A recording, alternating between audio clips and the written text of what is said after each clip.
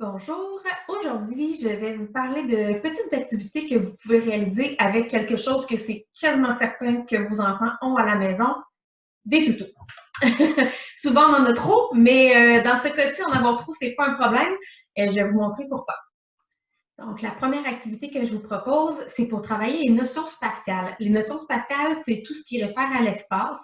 Donc, par exemple, quand je dis que quelque chose est sur la table, en dessous de la table, à droite, à gauche, à côté, autour, loin, proche, au milieu de. Donc, c'est autant de notions spatiales, il y en existe beaucoup.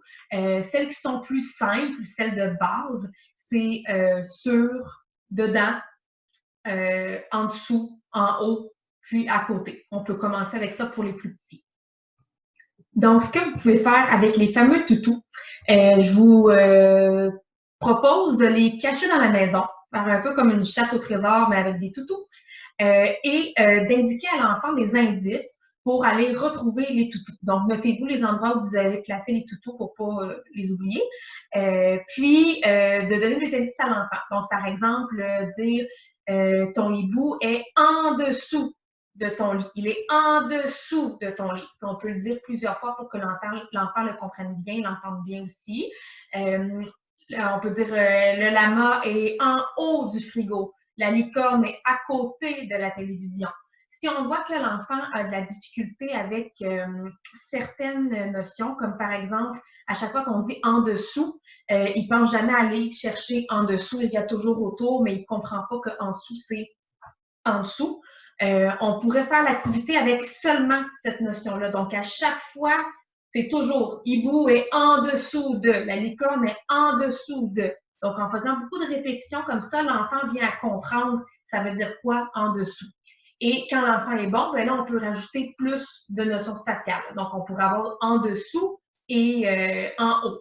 Ça pourrait être les deux notions spatiales qu'on utilise dans notre chasse au toutou.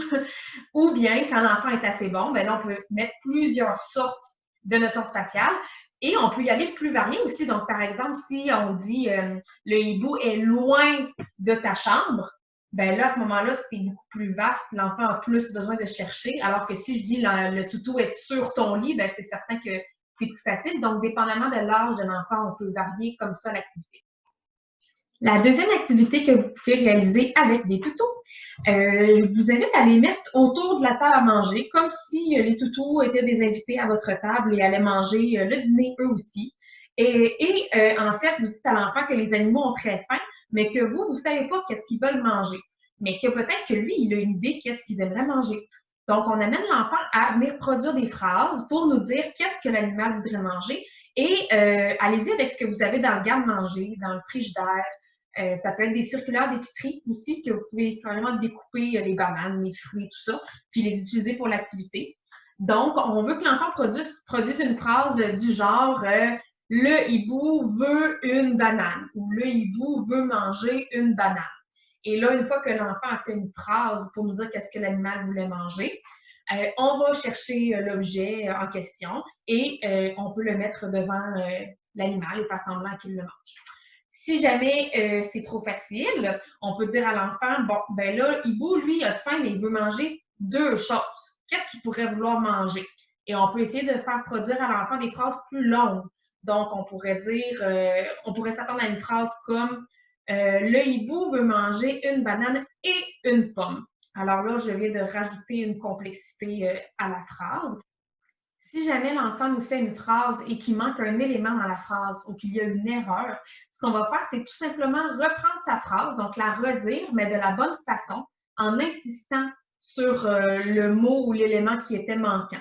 Donc, si l'enfant dit, par exemple, le hibou veut banane, donc il manque le une au début de banane, je pourrais dire, ah oui, le hibou veut une banane, il veut une banane. OK, je vais aller lui donner. Donc, on répond à la consigne de l'enfant.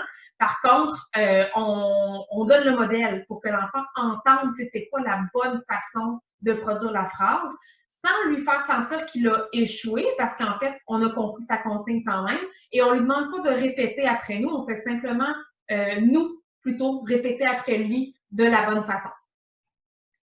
On pourrait aussi se servir de l'activité où les toutous veulent manger pour travailler la compréhension des couleurs pour les plus petits. Je pourrais dire par exemple que le hibou, lui, il a très, très, très, très faim, mais il mange juste des choses qui sont rouges. Est-ce que tu es capable, toi, d'en trouver des choses qui sont rouges pour le hibou? Parce que là, il a vraiment, vraiment faim.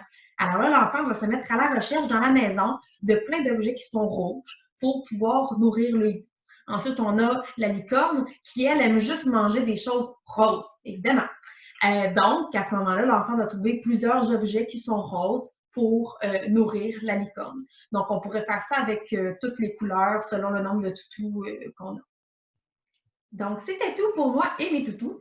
Là, c'était des toutous, mais vous auriez pu prendre, je sais pas, des bonhommes Lego, des Playmobil, n'importe quoi d'autre.